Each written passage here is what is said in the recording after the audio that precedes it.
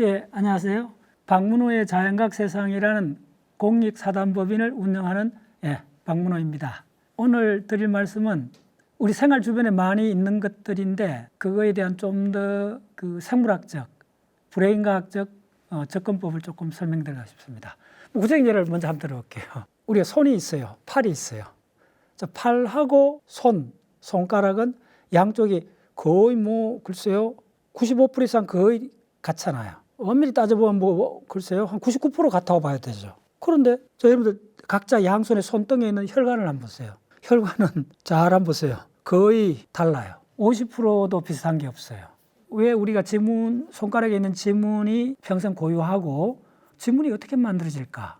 손등에 있는 그 미세한 혈관들은 왜 형태가 다 다를까? 한 몸에서 났는데 그럴 수 있지 이렇게 생각할 수 있는데 오른쪽 손등에 있는 혈관이나 왼쪽에 있는 혈관도 그 세포들이 만드는 거거든요. 그럼 그 세포에 들어가 있는 유전자는 부모한테서 받았고 동일하거든요. 동일한 유전자하고 동일한 위치에 있고 기능도 동일한데 왜 이렇게 다를까? 한 발 물러서 갖고 이렇게 보면 이렇게 되는 거예요. 미세한 거를 볼 때는 상당히 달라요. 근데 거시적으로 보면 거의 같아요. 팔하고 손하고 여기 있는 손등에 있는 혈관을 세 단계로 나눠보면 거시적인 거는 뭐겠어요? 먼저 가장 큰 게 팔이라는 개념이 가장 거시적인 거죠. 그 다음에 손이라는 개념이 그 다음에 거시적이죠. 손등에 있는 혈관은 미시적이죠. 그럼 거시적으로 갈수록 거의 비슷하고 같아지고 미시적으로 가면 상당히 점점 달라지고 그럼 여기서 들어가서 분자 레벨에 들어가면 세포 내에 있는 분자의 상호작용, 분자의 여러 가지 운동은 어떻게 될까? 그거는 어쩌면 거의 우연의 세계가 되는 거예요. 근데 내 한 몸 속에 일어나고 있잖아요. 또 다르게 한번 예를 들까요? 11월 달이잖아요. 2025년 11월 11일인가 그런데 오늘 지금 촬영하는 날이 지금 단풍이 아주 우리나라에 아름답게 들고 있잖아요. 남산에 단풍이 들었다, 설악산에 단풍이 들었다 생각하는 걸 보면 설악산이라는 하나의 단일한 시스템이 있죠. 그런데 그 단풍의 색깔이 나무잎의 색이죠. 나무잎의 색이 초봄하고 여름하고 가을 될 때 점진적으로 바뀌는 과정을 생각해 보세요. 그 나무잎은 그대로 그 나무잎이죠. 봄에 싹이 나와갖고 그 나무잎이 딱 이렇게 펼쳐지고 나면 다 자라고 나면 가을까지 낙엽이 돼서 겨울에 떨어질 때까지 형태는 동일하죠. 근데 그 색깔은 계절마다 달라지죠. 누구나 우리 봤던 현상이죠. 근데 그 특별히 할 이야기 있나? 생물학 좀 아는 사람은 그 엽록소라는 게 이제 초록색을 내는데 그 붉은색을 내는 그런 안토시아닌이 다른 색소가 있기는 한데 여름철이나 가을까지 초기까지는 엽록소 색깔이 커갖고 녹색으로 보이는데 낙엽이 떨어질 때쯤 되면 엽록소보다 그 안에 있는 다른 색소들이 많이 드러나서 아름다운 붉은색의 단풍이 된다. 이게 이제 생물학 1차적 이야기예요. 근데 더 중요한 거는 설악산에 단풍이 드는 걸 한 발 물러서가 거시적으로 보면 그 나무도 그대로고 그 잎도 초봄에서부터 고수문까지도 동일한 잎이라는 거예요. 오직 색깔만 바뀐다는 거예요. 이런 상태를 부르는 과학 용어가 있습니다. 앙상블이라 부릅니다. 음악에서 들었지. 현악사중주의 앙상블. 앙상블을 이룬다란 말 써요. 앙상블이 만들어진다라는 표현보다는 자연스럽게 앙상블이 발생되고 있다, 발현되고 있다 이렇게 봅니다. 만들어진다는 개념하고 조금 달라요. 이런 미묘한 차이를 좀 따라오실 때 오늘 이야기의 메인 주제가 바로 이런 이야기들입니다. 단풍의 색깔이 점진적으로 바뀌는 이거는 그러면 한 잎사귀에 주목을 하면 형태는 러프하게 고정이 돼 있죠. 그리고 이 이파리가 있는 그 나무 자체도 고정이 돼 있죠. 근데 이파리의 색깔은 요즘 같으면 일주일 단위로 심지어 하루 단위로 색깔이 점진적으로 붉은색으로 바뀌어져 가고 있죠. 그 과정을 나타내는 말이 앙상블이란 말입니다. 근데 왜 갑자기 이렇게 길게 할까? 바로 DNA가 발현되어서 단백질로 만들어낸 과정에 그 포리모타라는 영역이 있는데 거기서 단백질이 붙고 떨어지고 하는 이 전체 과정이 마이크로 앙상블이란 말을 써요. 오마이 사이언스. 갑자기 단풍 이야기하다가 분자세포 생물학의 DNA에서 mRNA로 바뀌고 그 mRNA가 세포질로 빠져나와서 바로 리보솜의 작용에 의해 갖고 바로 tRNA가 아미노산 분자 하나를 실어 날라갖고 그걸 결합해서 단백질을 만들어지는 전체 과정이 가을에 단풍이 드는 현상하고 수학적으로 비슷하다는 거예요. 자, 그래서 오늘 이야기는 조금 빨리 진행하면 이런 전체 이야기를 이제 할 수 있는 거는 이런 이야기들이 사실은 최근에 과학, 특히 생물학, 분자세포 생물학, 유전학, 발생학, 진화학 이런 분야의 학문들이 공통적으로 가리키고 있는 방향이 이런 쪽입니다. 그게 뭐냐면 먼저 크게 세 가지 개념을 쭉 팔로우 하셔야 됩니다. 맨 첫 번째는 유전자라는 개념, 두 번째는 발현이라는 개념, 세 번째는 표현형이라는 개념. 그래서 유전자형에서 표현형으로 바뀌는 요 과정을 발현이라 그래요. 우리나라 말로 간단히 말씀드리면 사람 몸이 만들어지는 과정. DNA에서 수정란에서 정자 난자 만나갖고 수정란이 되고 그 수정란에서 태아가 만들어지는 엄마 태 속에서 엄마 배 속에서 10달간 일어나는 이 전체 이야기가 손등에 있는 혈관은 왜 달라지고 지문은 어떻게 만들어지고 가을 단풍은 왜 하루 사이로 색깔이 바뀌어지고 하는 이 모든 점에 공통이 들어가 있는 현상이라는 거예요. 그래서 첫 번째 중요한 거는 유전자형. 내가 어떤 유전자를 타고났는가. 두 번째는 그 유전자라는 설계도가 음악의 악보가 어떻게 연주가 되고 있는가. 그 연주되는 방식을 뭐라 그러냐면 발현이라 그래요. 자, 그러면 세포 레벨에서는 수정란에서 태아까지 만들어지는 거, 세포 하나에서 10조 개 되는 세포가 만들어지는 과정에서 하나의 세포는 동일한 세포였는데 하나니까네. 이게 2개, 4개, 8개, 16개, 32개, 64개 이런 식으로 2의 n성으로 계속 분할을 하는 과정에서 어떤 세포는 피부가 되고 어떤 세포는 뼈가 되고 어떤 세포는 심장이 되고 어떤 세포는 누런, 신경세포가 되고 그러나 이 모든 것들이 내 몸속에 있다는 거예요. 다시 말하면 하나의 나무에서 잎사귀가 하나의 몸이라 보면 잎사귀는 고정되어 있는데 그거 들어가는 내용물이 분자적 레벨에서 매 순간 달라지고 있는 현상. 달라져도 잎사귀를 벗어나지 않고 그 안에서 일어나고 있는 현상. 이런 걸 나타내는 게 우리 인간이 몸이 만들어지고 낙엽이 지고 그 다음에 역사적 사건이 일어나고 이 모든 것들 밑바탕에 흐르는 패턴이라는 거예요. 그래서 오늘 이야기는 발생에서부터 유전자 그리고 우리는 왜 이런 형태의 동물이 되었는가 이걸 전체적으로 한번 달아보는 시간입니다. 유전자에서 유전자가 발현된다는 말을 이해하셔야 돼요. 그건 간단해요. 유전자는 뭐냐면 음악의 악보입니다. 악보는 고정이 되어 있죠. 모차르트든 누가 베토벤이 악보를 만들었어요. 그러면 누가 그걸 발현시키냐면 연주자가 하죠. 악보는 하나일 수 있어도 동일한 연주는 존재하지 않아요. 다시 한번 말씀드릴게요. 악보는 당연히 하나죠. 그리고 악보는 카피해도 수백 년이 지나도 동일한 악보 하나죠. 그런데 그 연주는 카라얀이 연주하든 뭐 누가 연주하든 뭐 우리나라 금난세 지휘자가 연주하든 동일할 수가 없다는 거예요. 악보는 하나인데 무수하게 많은 연주가 가능하다는 거예요. 그 과정을 발현이라 그래요. 동일한 쿠키를 2번 구울 수는 없어요. 쿠키가 하나가 맛있어. 모양도 멋있게 나왔어. 그러면 그걸 2번째 구우면 그렇게 나오느냐? 불가능하다는 거예요. 이 말 속에 생물학이 90%가 들어있다 생각하시면 돼요. 그 과정을 발현이라 그래요. 악보는 하나인데 연주는 무수한 베리에이션이 있다. 그럼 왜 악보는 하나인데 연주는 이렇게 달라지는가? 지휘자마다, 음악가마다, 피아니스트마다 해석이 달라지는 거예요. 근데 악보가 바뀌었나요? 악보가 바뀌지 않았다는 거예요. 그 악보를 유전자라 그래요. 그래서 그 유전자라는 악보를 음악가들마다 연주할 때마다 살짝 쓰다. 근데 어떻게 해요? 완전히 바뀌었나요? 아니죠. 완전히 바뀌면 다른 음악이죠. 이 점이, 자, 낙엽이 진다 그랬을 때 그 아까 이야기했었는데 한 잎사귀는 그 잎사귀는 봄에서부터 겨울까지 낙엽이 될 때까지 동일한 잎사귀였다는 거예요. 그게 악보라 생각하시면 돼요. 잎사귀 형태. 근데 거기서 색깔이 바뀌는 게 연주라 생각하시면 돼요. 정확히 그 관계입니다. 그래서 유전자는 바뀌지가 않아요. 간단히 이야기하면. 그 다음에 발현이 어마어마하게 바뀌어요. 그럼 발현이 매번 바뀔 때마다 왕창 바뀌느냐? 그럼 다른 음악이 되지. 다른 노래가 되죠. 그러니까 발현이 바뀌는데 허용되는 범위가 있다는 거예요. 음악 사이언스. 어디까지 허용되는가를 우리가 직감적으로 알아요. 그래서 이 브레인 과학에서 유명한 논문이 뭐냐면 늑대하고 개를 우리는 보면 잘 보면 좀 구별할 수 있잖아요. 그러면 베리에이션을 조금 줘버리면 늑대하고 개 중간쯤을 주면 우리는 개인지 헷갈릴 수 있어요. 그 사이에 무수한 중간층이 있다는 거예요.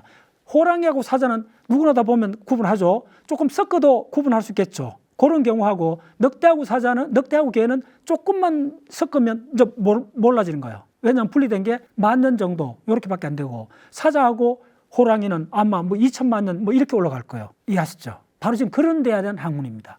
그래서 연주가 달라져도 늑대에서 개로 연주할 때, 자, 늑대의 유전자가 있고 개의 유전자가 있으면 연주를 조심하게 해야 돼요. 조금만 해버리면 늑대가 개가 되고 개가 늑대가 되는데, 근데 사자하고 호랑이 동일한 악보가 있다면 연주를 이거는 상당히 범위가 에러를 많이 범해도 사자는 사자고 호랑이는 호랑이라는 걸 직감적으로 알 수 있겠죠. 그래서 바로 우리의 생명체라는 건 뭐냐면 허용된 오차 공간이란 말을 써요. 오마이사이언스. 허용이 됐는데 오차를 허용해요.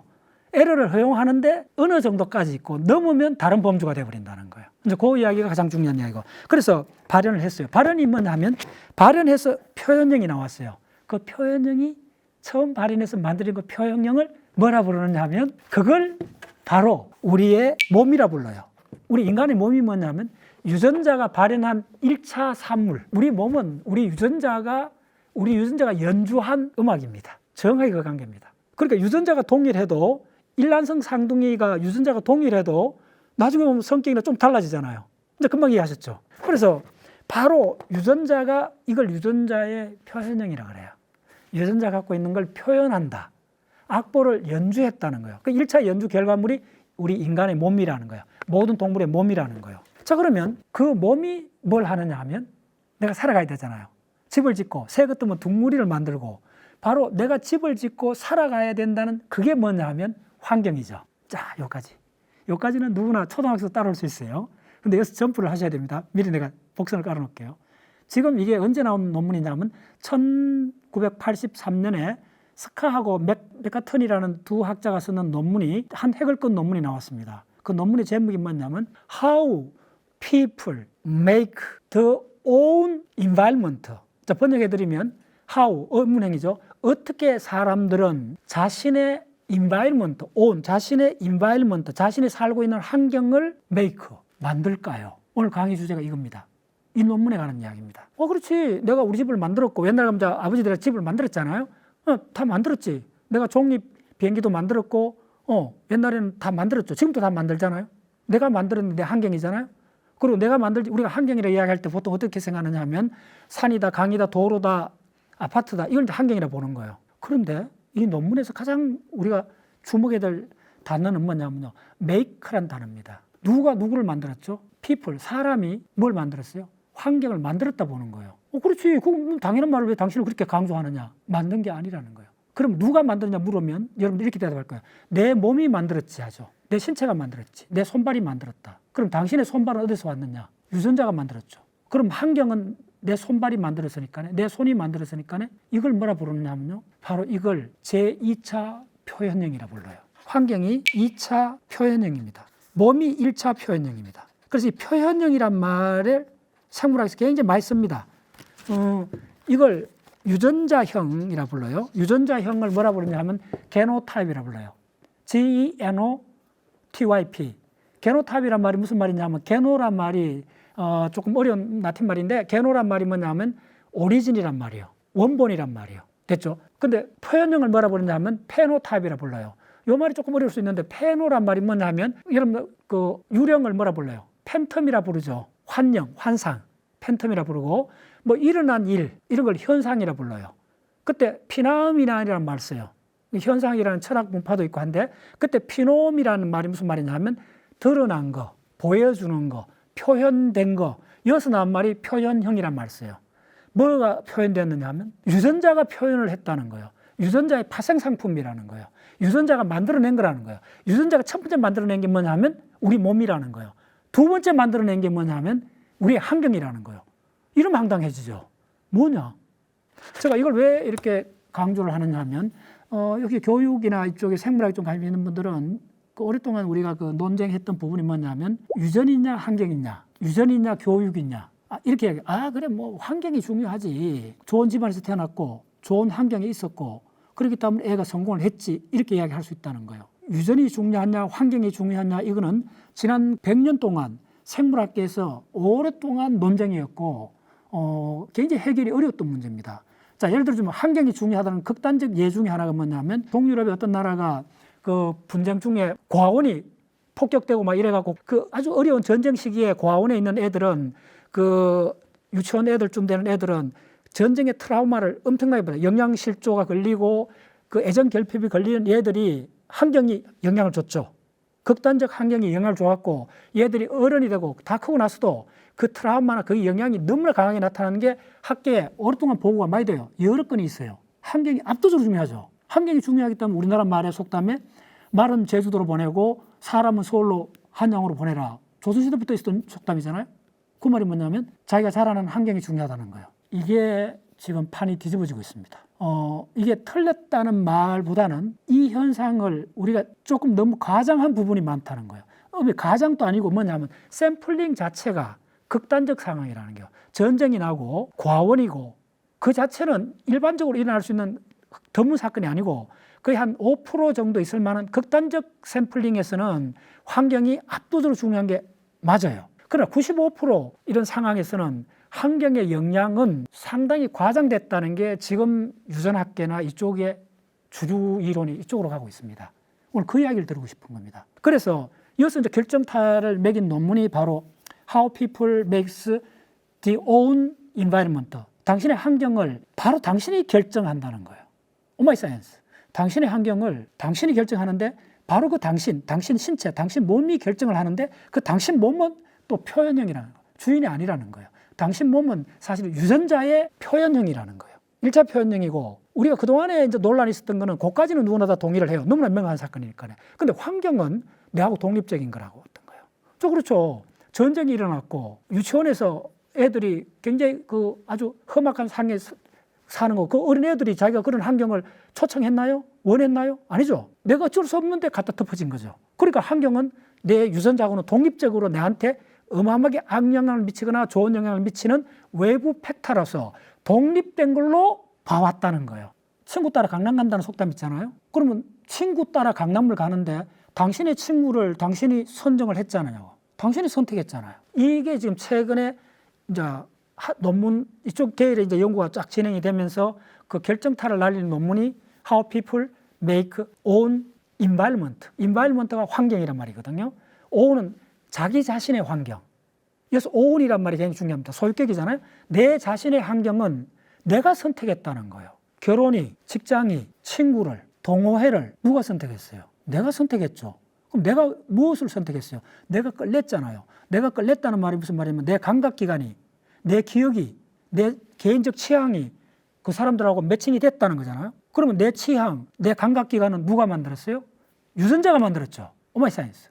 좀 명확해졌죠? 그래서 내가 내 환경을 선택을 했다는 거예요. 그런데 여보세요.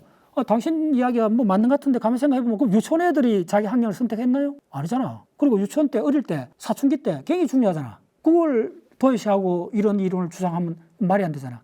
그래서 예 맞습니다. 그래서 이 논문이 그렇게 많은 사람이 주목을 받았던 이유가 뭐냐면 환경하고 유전자하고의 관계를 명확히 정리한 논문입니다. 이게 세 가지 범주로 나눠진다는 걸 밝혀낸 거예요. 어떻게 나눠지느냐 하면 환경하고 유전이 무슨 관계인가를 먼저 밝혀야 돼요. 그 관계는 여러 가지가 있습니다. 인과관계, 상관관계, 수반관계, 비례관계, 또 역비례관계. 뭐 지금 꽂아도 네다섯 이야기할 수 있어요. 제가 다른 뭐 유튜브에서 이 관계만 한 10가지를 갖고 설명한 적이 있어요. 근데 여기서 가장 무서운 관계는 인과관계입니다. 인과는 반드시 필연성을 동반해요. 원인이 있으면 결과가 나와야 돼요.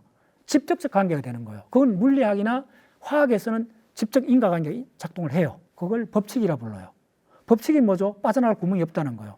그거는 원인이 제공하면 결과가 나오는 그건 인과관계예요. 자 그러면 환경하고 유전자는 인과관계냐? 식감 들어오죠. 인과관계라까지는 그렇게 타이트한 거 아니에요. 나쁜 환경에서도 훌륭하게 선택하는 사람들이 있다는 거예요. 많은 예가 있어요. 인과관계가 아니에요. 그래서 이 사람들은 그걸 명확하게 뭐냐면 상관관계라는 거예요. 상관관계란 말이 과학에서 굉장히 많이 나옵니다. 실제로 우리가 만나는 대부분 관계는 인간 사이의 관계는 인과관계보다는 압도적으로 많은 게 상관관계입니다. 비근한 예를 들을게요. 내가 아는 사람이 굉장히 좀 예민한 사람이 있어요. 다른 사람 분위기에 예민해갖고 어떻게 자꾸 불평을 하느냐 하면 어떤 사람이 옛날에 친했는데 저 사람이 며칠 전에 지나가면서 인사를 안 했다는 거예요. 인사를 안 해갖고 저 사람이 내가 뭐 싫은 소리를 했는가 해갖고 감정이 상해서 인사를 안 했다고 해석을 해갖고 한 일주일 동안 고민을 해갖고 저한테 이야기한 적이 있어요. 그래서 내가 웃으면서 여보세요 한번 생각을 해보라고. 많은 사람에서 당신이 아는 사람이 당신을 지나갈 때 무심코 인사를 안 할 수가 있는 거는 인과관계가 아니고 그 사람은 그 순간에 다른 고민을 하고 있었고 다른 중요한 사람을 보다가 시선을 빼앗겼기 때문에 상관관계를 인과관계로 당신이 착각을 해갖고 당신만 고민을 하는 거라고. 맞죠? 인과관계는 저는 한 70%가 인과관계가 아니고 상관관계예요.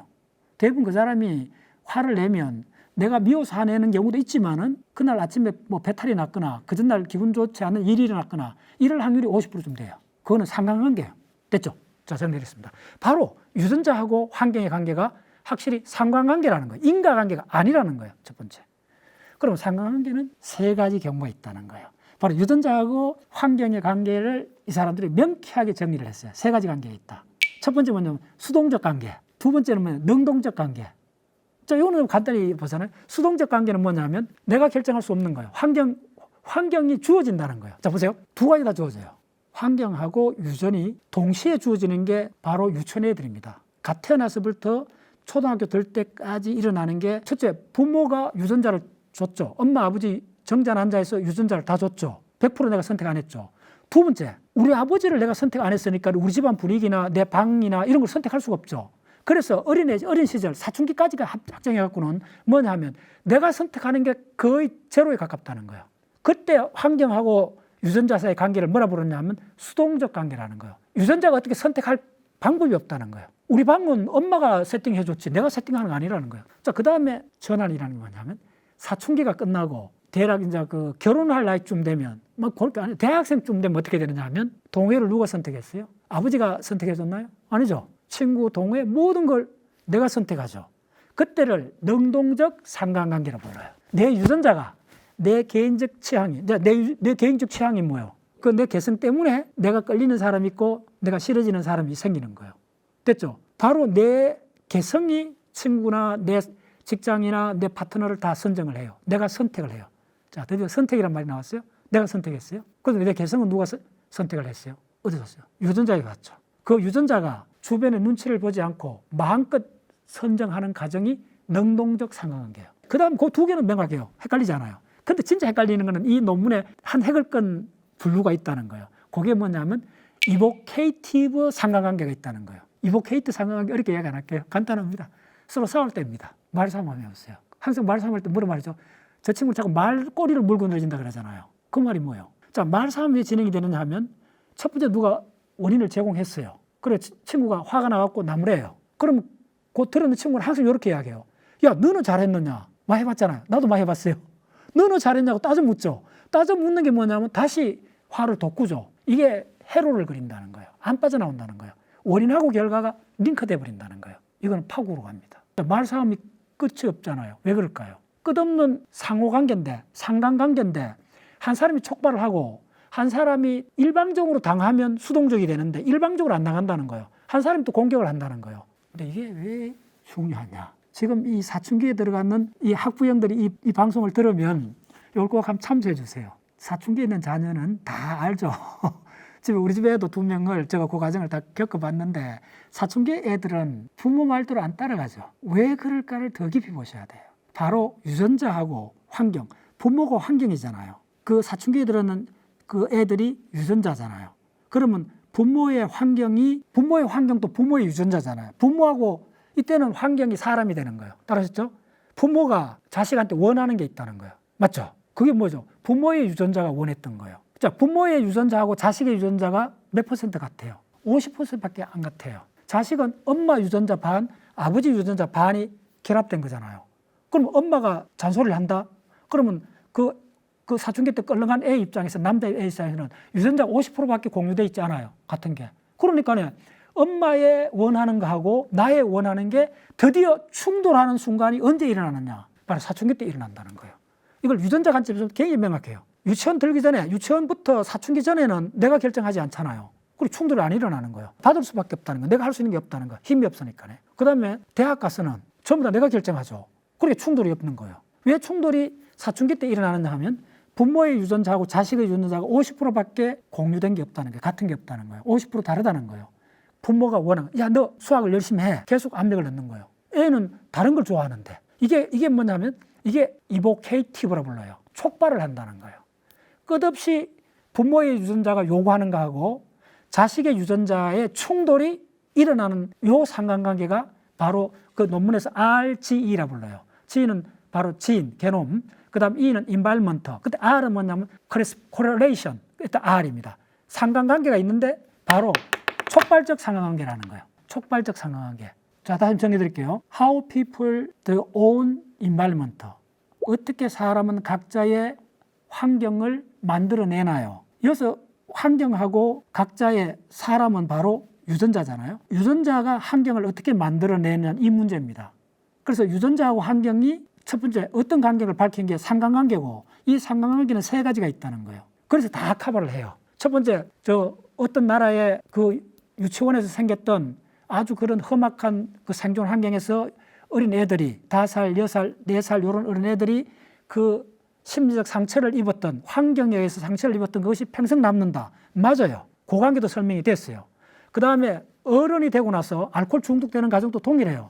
어른이 되고 알코올 중독이 어떻게 돼요? 내가 술을 좋아하는 캐릭터를 타고났어요. 술을 점점 좋아해요. 친구도 좋아하고 술을 계속 마셔요.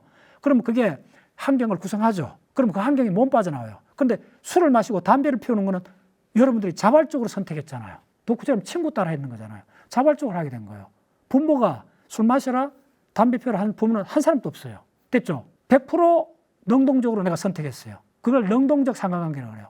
그리고 이제 어려운 부분, 가장 크리티컬하고 이 모든 사람이 심층적으로 이해해야 될 부분은 자녀 교육에서 충돌이 일어나는 것은 바로 이보케이티브 상관관계라는 거예요. 그래서 이게 바로 환경하고 유전의 관계를 깔끔하게 정리한 획기적인 논문입니다. 그래서 이 논문을 이제 더 나가서 이쪽에서 이제 연구가 계속 진행되면서 유전자를 다시 보기 시작했던 거예요. 자, 여기서 이야기하는 환경은 환경하고 유전하고 관계를, 유전을 화살이라 생각하면 돼요. 환경을 바람이라 생각하면 돼요. 됐죠? 금방 이해하실 겁니다. 저 유전자를 갖고 났어요. 그러면 화살이 날아가기 시작했어요. 이게 발생입니다. 평생 날아가요. 그러면 내가 원하는 방향이 있어요. 유전자가 원하는 방향이요. 됐죠? 그런데 어릴 때는 날아가는 화살의 힘이 적어요. 방향은 있어요. 그런데 부모의 환경이 힘이 세니까 이걸 방향을 바꿔버려요. 가정 환경이 그만큼 중요해지는 거예요. 환경이 중요해졌어요. 그런데 이제 어른이 되고 나면, 대학 들어가게 되면 화살의 힘이 더 세요. 이 유전자 힘이 더 세요. 그러면 누가 간섭할 수 없어요. 바람이 약해져요. 그러면 바람을 뚫고 그대로 나가요. 그러면 자, 가장 중요한 결론을 말씀드릴게요. 그 사람이 어떤 유전 형질을 타고났는가를 명확히 알 수 있는 순간은 어릴 때도 아니고 대학생 시절도 아니고, 놀랍게도 지금 학계에서 뭐라 부르냐면요, 가장 늙었을 때 그 사람의 어떤 유전 형질을 타고났는가를 알 수 있다. 노인이 되면 다시 어린 시절로 돌아간다는 이야기 주로 많이 들어보셨죠? 그 말의 생물학적 버전입니다. 자, 그게 왜 그런가 보세요. 이 화살하고 바람, 이 비유만 생각하시면 금방 이해돼요. 어릴 때는 내 유전자를 갖고 났다는 건 내가 원하는 게 있어요. 내 방향이 있어요. 그런데 어릴 때는 부모의 영향에서 이 방향이 막 헷갈려요. 바뀌어요. 그러다가 가장 어려운 환경하고 유전자가 막 싸울 경우, 사춘기 때는 이게 막 꺾이는 거예요. 이제 생각해보세요. 사춘기쯤 되는 애들은 유전자는 힘을 갖기 시작했어요. 그리고 부모도 이제 애들 제대로 교육시켜야 된다고 막 수학 열심히 하라고 막 압력을 넣어요. 그러면 부모의 유전자하고 애들의 유전자가 가장 많은 싸움이, 어마어마한 치열한 싸움이 일어날 때가 사춘기입니다. 지난주에 오은영의 그 방송에 유튜브에 밤새도록 새벽 4시까지도 게임에 빠진 그 중학생, 사춘기 초등학교 6학년입니다. 걔가 나왔는데 너가 유심히 다 봤어요. 나중에 되면 어떻게 되는 줄 알아요? 자해까지 합니다. 그게 이 부모의 유전자하고 자식의 유전자가 사춘기 때, 이건 말 그대로 전쟁이 일어납니다. 꺾입니다, 방향이. 근데 부모가 잘 타협을 해갖고 부모 방향하고 자식의 방향이 맞으면 애들은 별 문제 없이 자라는데, 이게 확 꺾여버리면 위험해요. 일생이 왜곡될 수가 있어요. 자, 어쨌든 이 과정을 거치고 나면 대학 가면 못 꺾어요. 애들의 유전자 힘이 어른이 됐기 때문에 더 커요. 그러면 이제 도저히 이걸 감당할 수 없어요. 그러면 자, 다시 돌아보세요. 야가 노인이 되면 어느 방향으로 날아가겠어요? 내 유치원 때 방향으로 날아가요. 오마이 사이언스. 그 리얼한 예를 한번 들어줄게요. 이 신문기사는 한 10년이 나는 기사인데 우리나라 실화입니다. 신문에서 나서니까 찾아볼 수 있을 거예요, 여러분들. 그게 어떤 기사냐면 어떤 변호사입니다. 서울에서 잘 나가는 어떤 변호사가 60대 중반쯤 된 변호사가 갑자기 변호사업을 접고, 잘 나가던 변호사가 변호사 접고 미국 유학 가겠대요. 글쎄 나이가 60 중반인 사람이 무슨 유학을 가느냐. 근데 유학도 뭘 가는 거래. 양자역학, 입자 물리학을 하고 싶다는 거예요. 물리학 중에 최고 어려운 걸 하고 싶다는 거예요. 그래서 이게 기사가 났어요. 그래서 내가 그걸 스크랩했어요. 자, 이거 한번 생각해보세요. 그 기사가 뭐라 하냐면 이 학생이 초등학교 때 공부를 잘했어요. 그래서 부모가 원하는 대로 법대로 갔어요. 부모가 강압적으로 법대로 갔어요. 그리고 법관이 돼갖고 해갖고 다 하고 이제 변호사가 된 거예요. 그래도 자기 꿈은, 유치원 때 꿈은 물리학자예요. 언제 발현이 돼요? 60대 후반, 70대 가면 다시 걸어간다는 거예요. 엄밀히 말하면 이런 예는 좀 드물어요. 대부분 어떻게 되냐면 꺾여갖고 하다가 이제 왜 그가 주목을 받냐면 그런 예가 있기는 한데 100명 중에 1명 정도 있는 드문 케이스이기 때문에 이제 기사가 되는데 이걸 뒤집어 보면 그리고 90% 사람은 어떻게 되느냐 하면 포기를 해버려요. 오늘 이야기 핵심입니다. 그 상태는 뭐냐 하면 환경이 나의 표현형이 되어버렸다는 거예요. 자, 요 과정을 설명드릴게요. 자, 우리는 지금까지 이야기는 환경하고 유전자가 독립됐다 받는 거예요. 그래서 화살하고 바람은 독립돼 있어요. 그런데 이게 어떻게 되느냐 하면 이제는 그 바람을 솜사탕으로 생각하면 돼요. 뭐라 생각하면 되면 여러분들 모카 알죠? 모카 이만한 솜 덩어리에다가 화살을 쏘는데 총알을 쏘면 가정을 하면 총알이 굉장히 두꺼운 면 방패를 해놓으면 총알이 회전을 하잖아요. 회전을 하면 이게 유전자입니다. 회전을 하면 이렇게 들어가면 그 둘레를 해갖고 전부 다 이렇게 엉겨 붙어 버리겠죠. 오마이 사이언스. 환경하고 유전자가 엉겨 붙어 버린다는 거예요. 이걸 다른 말로 중독이라 불러요. 중독은 술 중독이든 모든 중독은 거기서 몸 빠져나오잖아요. 왜 몸 빠져나올까요? 환경하고 유전자가 한 몸이 돼버린 거예요. 술 먹는 친구가 좋아갖고 술자리 자꾸 하다가 점점 해갖고 술이 나를 먹어버린 거예요. 근데 흔히 그렇게 표현하잖아요. 그 상태를 지금 보면 어떤 상태냐 하면 여기서 반전이 일어나는데 술이 나를 먹었나요? 내가 술을 먹었나요? 이 문제예요. 궁극적으로 이게 어떻게 되느냐 하면 술이 나를 먹은 게 아니라는 거예요. 내가 술을 먹었다는 거예요. 이때 내가 누구냐 하면 유전자라는 거예요. 이때 먹었다면 이쪽 분야에서 연구하는 사람이 뭐라 표현했냐면요. 환경이 유전의 연장선이라는 거예요. 분리되어 있는 상황이 아니고 이 환경은 유전자가 만들어낸 거라는 거예요. 오마이 사이언스. 환경은 친구다, 자동차다, 집이다 이런 거잖아요. 근데 이게 자동차를 유전자가 만들었다? 이게 말이 되나? 황당한 겁니다. 술이 사람을 먹은 게 아니고 더 궁극적으로 물어보면 사람이 술을 삼켜버렸어요. 이 과정입니다. 요게 가장 핫하고 핵심입니다. 요걸 뭐라 부르냐 하면 확장된 표현형이라고 부릅니다. 오마이 사이언스. 환경이 확장된 표현형이랍니다. 뭐가? 1차 표현형이 뭐라 그랬어요? 유전자 1차 표현형이 우리 몸이라 그랬죠. 2차 표현형이 바로 뭐냐면 환경이랍니다. 그 환경이 내 친구일 수도 있고 자동차일 수도 있고. 자, 여러분들 자동차나 심지어 넥타이를 하나 골라도 당신이 어떻게 고릅니까? 물으면 내가 첫째 어느 백화점에 가야 되는가? 어느 코너를 자주 가는가? 어느 색깔에 좋아하는가? 어느 패턴의 넥타이를 좋아하는가? 누가 정했어요? 내가 정했죠. 내 몸이 정했죠. 내 브레인이 정했죠. 그럼 내 브레인이 뭐예요? 세포잖아요. 그 세포가 뭐예요? 내 유전자가 만들었죠. 그래서 내 몸은 내 유전자의 1차 거품 같은 거예요. 그걸 바로 페노타입이라고 해요. 표현형이라고 불러요. 유전자의 1차 표현형이 내 몸이고 내 몸이 끌리는 게 있다는 거예요. 내 몸이 끌리는 그러니까 그걸 애인이라고 부르잖아요. 그걸 파트너고 그게 결국은 와이프가 되고 그게 바로 친구가 되고 친구, 와이프, 파트너는 내 주변에 있는 사람이잖아요. 그걸 누가 결정했어요? 내 몸이 결정했잖아요. 내 몸은 뭐죠? 내 유전자의 1차 표현이라는 거예요. 그러면 친구나 지팡이나 자동차는 생물이든 무생물도 유전자의 2차 표현으로 봐야 된다는 거예요. 좀 천천히 말씀드릴게요. 이게 너무나 좀 충격적으로, 저한테는 굉장히 충격적으로 왔어요. 생명체든 무생명체든 자동차든 지팡이든 내 유전자의 2차 표현이라는 거예요. 그래서 이걸 바로 확장된 표현형이라는 용어를 만들어낸 사람이 누구냐 하면 도킨슨입니다. 들어보셨죠? 지금 과학계에서는 전 세계에서 지명도가 가장 높은 사람은 영국에 있는 동물학자 도킨스가 썼던 용어가 확장된 표현형, Extended Phenotype. 이게 우리나라 말로 이 책이 10년 전에 번역되어 왔습니다. 우리 집에 서가에 꼽혀 있습니다. 이만큼 두꺼운 책입니다. 도킨스가 쓰는 책이 우리나라 번역된 게 얼추 한 10권쯤 됩니다. 최고 난해한 책입니다. 지금 절판됐을 거예요. 책 제목이 표현된, 확장된 표현형입니다. 그게 뭔데? 그게 유전자라는 거예요. 그게 뭔데? 내 친구고, 자동차고, 빌딩이고, 내 유전자의 그림자에 불과하다는 거예요. 자, 이게 이렇게가 유전자 이론론이 아닙니다. 조금 가만히 들으셔야 돼요. 유전자가 다 했다는 말은 아닙니다. 명확했잖아요. 유전자가 다 못할 때가 있어요. 환경이 지배할 때가 유치원 때.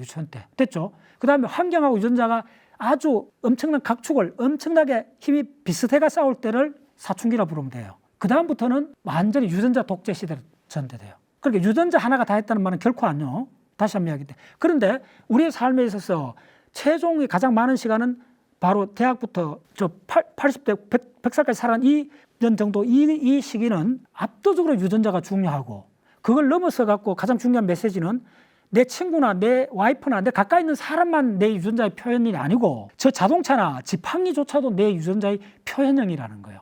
이 개념이 받아들이기 굉장히 어려운 개념이에요. 저거는 사물인데, 나무 막대기인데. 잠깐 이야기해볼게요. 자, 눈이 안 보이는 사람이 지팡이는 내 몸의 일부잖아요. 지금 여러분들이 스마트폰이 바로 내 유전자의 확장된 표현형이라고 보시면 돼요. 그러니까 여러분들 손에 안 놓고 있잖아요. 그런 건지 보셔야 돼요. 그 정도로 이게 인간하고 환경을 보는 근본적인 시선이 지금 상당히 일부 뒤집어지고 있다. 그걸 명확하게 지적한 책은 대략 10년 전에 나왔던 10년 더 됐어요. 그 책이 도킨스가 쓰는 확장된 표현형이란 제목의 이 책이 나오고 10년 후에 그쪽 계열의 책이 딱 한 권 원래 한 달 전에 번역돼 나왔어요. 그래서 저한테 추천하려고 했나? 그래 내가 이 책을 딱 받아 읽으면서 와 드디어 그 책이 왔구나 했는데 지금 내가 갖고 왔습니다. 제목이 뭐냐면 우리는 무엇을 타고나는가? 바로 유전자죠. 유전자를 타고나죠. 이런 책은 공부를 거의 한 1년 정도 앞당겨주는 책입니다. 도킨스가 쓰는 확장된 표현형 다음으로 나온 책이라 보시면 돼요. 이걸 본격으로 타겟을 했는데 이 책의 장점은 뭐냐면 아니 이제 이 책을 쭉 제가 숙독을 꼼꼼히 다 읽어봤더니 요 이제 유전자부터 다 나와요. 이거 보시면 쭉 나오고 마지막에는 어디까지 다 설명하냐면 브레인. 제가 한 20년 동안 공부했던 이 브레인 영역에 대한 전체를 쫙 이렇게 설명을 다 하고 바로 요 이론 갖고 저가 요 이론입니다. 도킨스가 했던 바로 요 이론 확장된 표현형이라는 관점으로. 그래서 이 책에서 나온 많은 이야기 중에 내가 몇 가지만 이야기 들으면 브레인 크기하고 두개골 크기하고 IQ에 상관관계가 있을까? 초기에는 이쪽하는 사람들이 대부분 별로 상관관계 없다고 봤어요. 머리 적어도 총명한 사람들이 많으니까. 또 기본적으로 여자들이 머리가 남자보다 10% 적어요. 그거는 좀 다르게 설명합니다. 그거는 우리가 이 브레인의 크기는 1차적으로 체중당 브레인 크기를 따져줘야 돼요. 그래서 돌고래나 그 코끼리 브레인이 인간 브레인보다 커요. 우리 몸집이 우리보다 10배 이상 크니까. 그거는 다 그렇게 이해가 돼요. 그런데 그거 팩타를 빼고도 남자 여자의 그 브레인 크기하고 지능 관계는 자 결론 말게요. 남자 여자 지능의 차이는 없습니다. 전 세계 많은 통계에서. 근데 브레인 크기가 10% 차이가 나는 거예요. 그럼 이걸 어떻게 설명해야 되는가? 바로 이 책에서 명쾌하게 설명합니다. 그래서 이 책에서 뭐라 설명하느냐 하면 이게 분포가 다르다는 거예요. IQ의 분포가 다르다는 거예요. 어떤 식으로 다르냐 하면 남자는 IQ가 대략 그 80에서 140 사이 요 도표가 나옵니다. 요 몇 페이지인지 모르겠는데 그 도표가 나오는데 80에서 140 사이 140은 아주 천재잖아요. 140 사이 분포가 곡선을 그리면 한때는 약간 이렇게 돼 있어요. 이렇게 평균 주변에 평평하게 있어요. 여자는 평균 주변으로 많이 있고 몰려 있고 남자는 어떻게 된다면 여자는 약간 이렇게 거꾸로 된 U자로 돼 있고 남자는 U자로 돼 있어요. 금방 따라하셨죠? 그러니까 그러면 극단적 부분이 IQ가 굉장히 높은 사람도 많고 IQ가 굉장히 낮은 사람도 끝점이 많아져요. 인구 비례에서. 여자는 극단적으로 높거나 극단적으로 낮은 점이 적어요. 대부분 여자는 평균 주변에 많이 몰려 있어요. 요 분포가 이 약간 보완을 해갖고 사실은 브레인 크기가 10% 적어도 남녀의 사회적 지적 능력이 끼치는 영향은 비슷하다는 거예요. 왜 그럴까요? 자, 사회에 영향을 끼치는데 IQ가 낮은 사람, IQ가 만약에 80, 60 되는 사람이 사회에 영향을 끼치는 경우하고 IQ가 130, 140이 되는 사람이 영향을 끼치는 상당히 다르죠. 그 가중피를 딱 하면 정확히 나와요. 브레인이 평균적으로 10% 여자가 적어도 이런 팩터에 의해 갖고 이게 안 드러난다는 거예요. IQ가 비슷하게 나온다는 거예요. 전체기 하면. 됐죠? 그래서 이런 것들이 자, 여기서 왜 이거 인용을 말씀드리냐 하면 드디어 이제 핵심 용어가 이어서 나왔어요. 분포를 보라는 거예요. 생명은 평균을 보는 것이 아니고 분포를 본다. 오마이 사이언스. 자, 다시 한번 할게요. 생명이나 진화는 평균값을 보는 것이 아니고 분포를 보는 거예요. 그래서 애인이 되는 거는 콩깍지 씌었다 그러잖아요. 다른 사람은 저 사람 별로 아름답지 않아 하는데 콩깍지 딱 끼우면 분포가 우연히 극단에 가는데 두 사람이 맞을 수가 있다는 거예요. 놀랍죠? 그래서 자연은, 특히 생명은 평균값이 별 의미가 없어요. 다시 말하면 평균적인 사람은 존재하지 않아요. 오직 분포만 보는 거예요. 굉장히 개팍한 극단적인 사람이 있어도 그 사람을 좋아하는 다른 캐릭터의 사람이 있어요. 확률은 인구는 적은데 반드시 있어요. 그래서 흔히 뭐라 하냐면 남녀 관계 이렇게 하잖아요. 아이고 내 짝 수십 년을 찾았는데 요거 있었구나 하는 말을 쓰는 이유가 뭐냐면 분포라는 거예요. 생명은 바로 평균이 아니고 분포라는 거예요. 그래서 확률의 분포란 말이 지금 생물학에서부터 입자 물리학까지 가장 중요한 말입니다. 다시 한번 말씀드릴게요. 확률 분포야말로 바로 진화의 원동력이다. 진화는 뭐냐? 확률의 분포가 세대별로 달라지는 현상을 진화라 한다. 확률 분포가 남자처럼 극단으로 가고 전응화가 나왔다 합시다. 그러면 여러 삶에 있어서 기회가 많이 박탈되잖아요. 그러면 자식 낳을 확률이 떨어지는 거예요. 그러면 진화의 풀에서 극단적인 그 분포를 가지는 그 부분이 잘라져 버려요. 그걸 뭐라 그러냐면 이 책에서도 그걸 굉장히 상세히 설명을 해요. 그걸 꼬리 자르기라고 그래요. 자, 100명이라는 분포가 있으면 100명이라는 집단이 있으면 극단적인 한 5명을 잘라내버리면 100명이라는 걸 유지해야 돼요. 그러면 중간값을 5명 잘라내서 5명을 보충해야 돼요. 그러면 분포가 바뀔 뿐이에요. 진화는 뭐냐? 세대별로 부모 세대하고 자식 세대의 확률 분포가 바뀌는 사건을 진화라 한다. 엄마 있어요. 그러면 왜 고정된 값이 아니고 확률이 중요해지느냐 하면 진화는 유전자는 뭐라 그랬어요? 화살이라고 그랬다는 거예요. 고정된 화살은 없잖아요. 날아가는 화살이라는 거예요. 날아가는 화살이기 때문에 모든 상황하고 바람의 속도 그 다음에 여러 가지 기압이나 이런 거에 의해서 끊임없이 동적인 확률적인 현상이라는 거예요. 그래서 우리 인간 현상, 생명 현상을 논하는데 확률을 빼버리면 곧장 무생물로 바뀌어버립니다. 이 확률을 뭐라 그러냐 하면 우연이라 부릅니다. 생명에서 우연이 개입되지 않으면 바로 진화는 스탑하고 생명은 무생물로 바뀌어버려요. 그게 죽음이에요. 죽음이 뭐예요? 세포도 변하지 않죠. 오로지 죽으면 세포가 다 분해되죠. 그럼 구성요소로 다 돌아가죠. 이산화탄소가 대분이에요. 하늘로 날아가죠. 그 다음에 동물 세포에 있는 칼슘 성분이 남았죠. 화장터 가면 70kg 사람도 들어가면 1시간 내로 1kg 하얀 가루를 받아 나오죠. 그거는 칼슘이라는 원소잖아요. 그거는 안 바뀌잖아요. 시멘토의 원료잖아요. 그거는 영원히 그대로 고정되어 있는 거예요. 살아있던 존재는 매 순간 바뀌는 거예요. 그리고 그걸 분포를 만들어요. 그러니까 매 순간 바뀌는 현상이 왜 바뀌느냐 물었더니 우연히 개입한다는 거예요. 매 순간 우연히 개입한다는 거예요. 그런데 우연히 개입하면 잘 들으세요. 우연히 개입하는데 세포 레벨에서 우연히 개입한다는 말이 무슨 말이냐 하면 정확하지 않아요. 화살이 빗나가요. 그러면 엉뚱한 데 빠질 수 있어요. 근데 엉뚱한 데 빠지는 게 나쁜 쪽으로 빠질 수도 있고 좋은 쪽으로 빠질 수 있다는 거예요. 자, 한번 보세요. 전쟁이 일어나는 걸 난세라 불러요. 사람이 죽고 막 야단나요?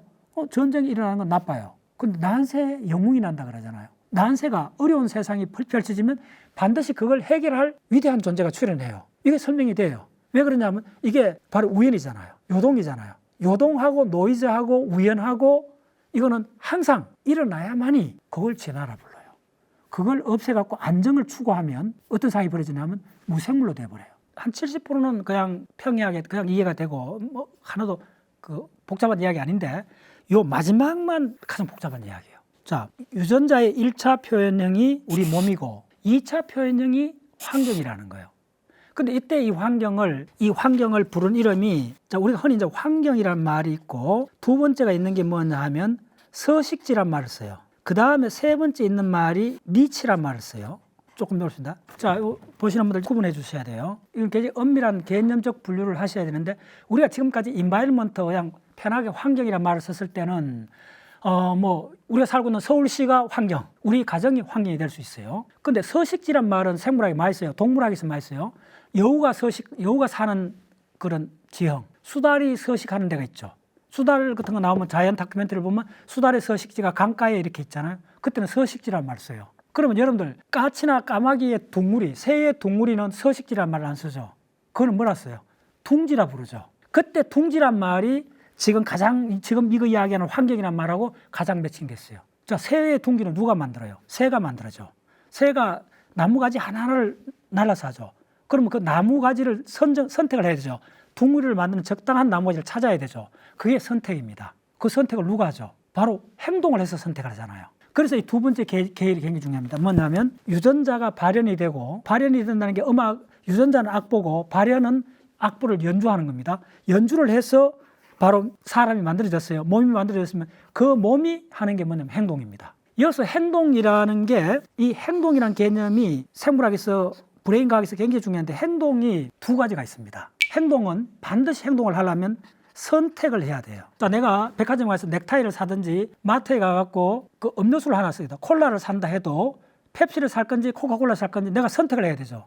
선택을 한다는 말은 전제 조건이 뭐냐 하면 다른 대안이 있다는 거예요. 하나일 때는 선택을 말 안 쓰죠. 콜라가 종류 하나면 선택이 아니죠. 여러 종류가 있기 때문에 내가 선택을 하는 거죠. 이걸 정확히 따라오시면 선택이 있는데 선택이 두 가지로 나눠진다는 거예요.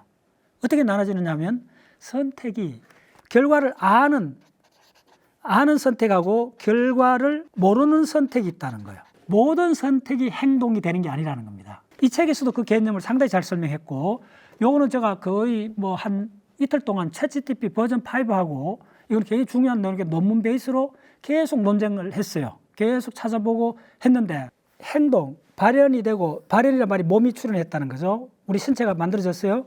그러면 그 신체가, 몸이 행동을 해요. 먹고 살라고, 파트너 만나려고 행동을 해요. 근데 행동이 두 가지 있다는 거예요.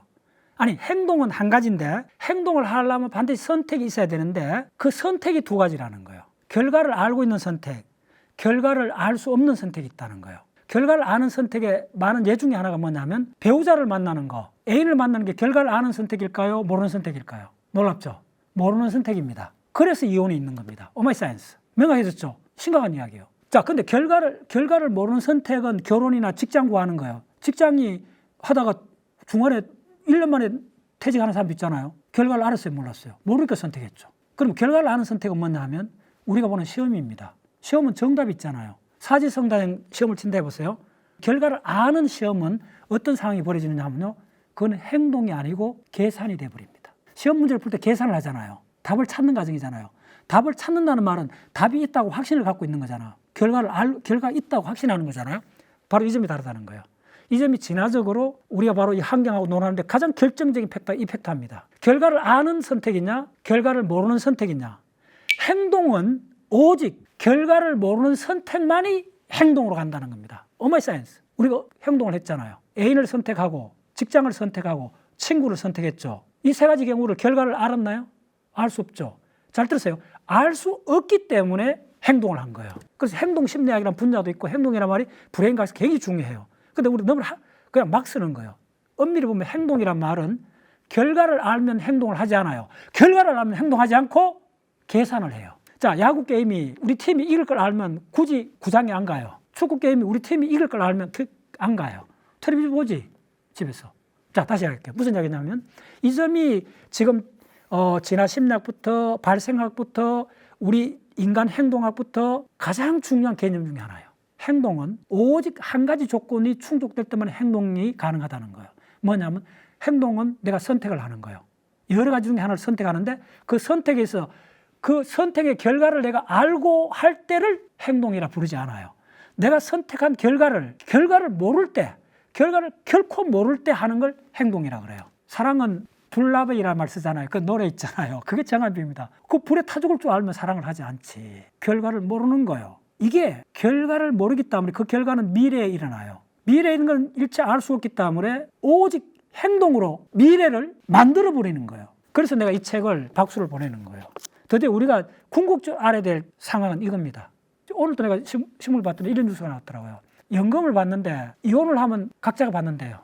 그렇게 된 상황이 10만 명이래요.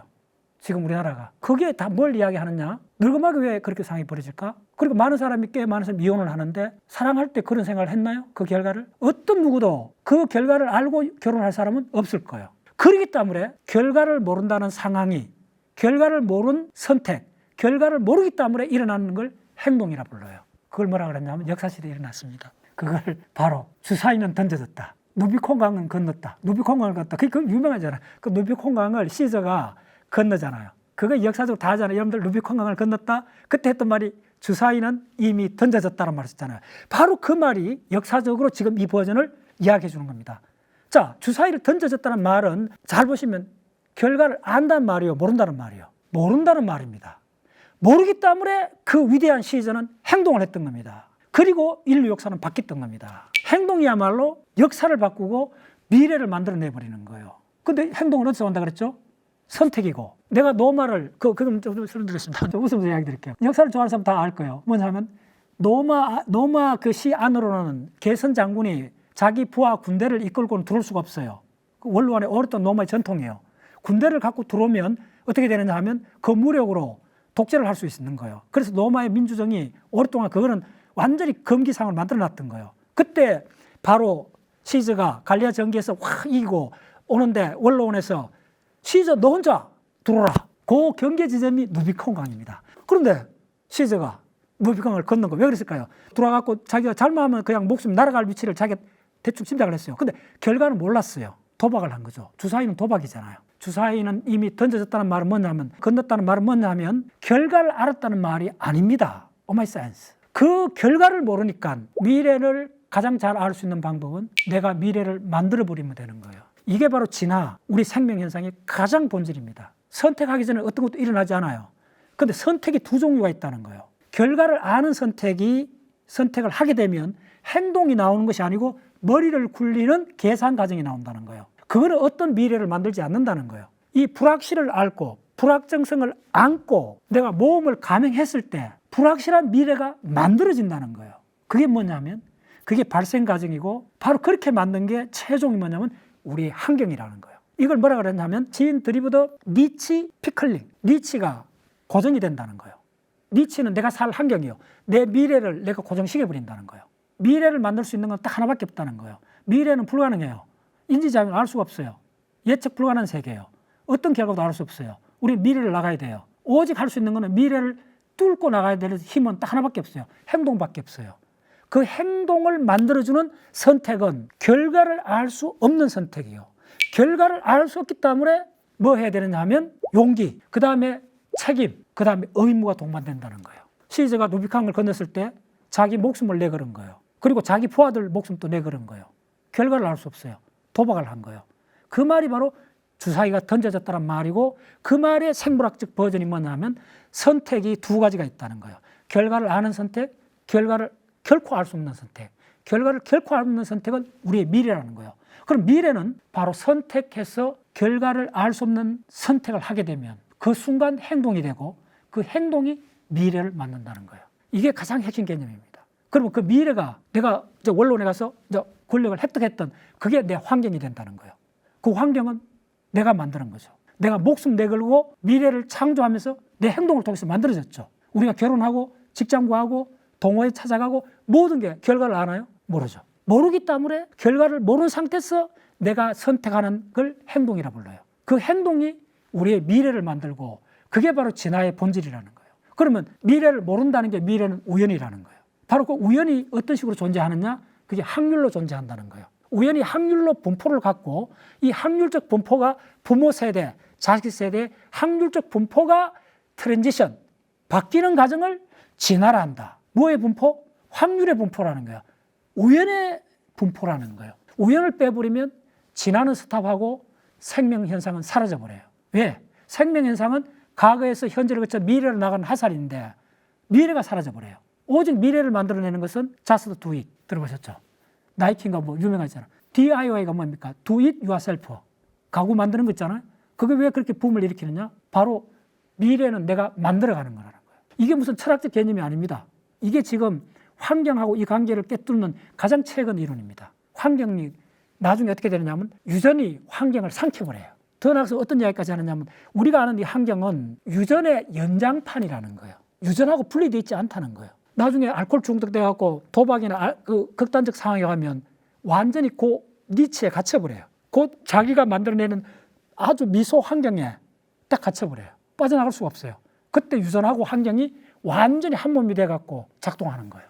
예, 오늘 그 이야기는 1분 만에 요약해드리면 이랬습니다. 유전자가 있고 유전자가 발현해야 된다.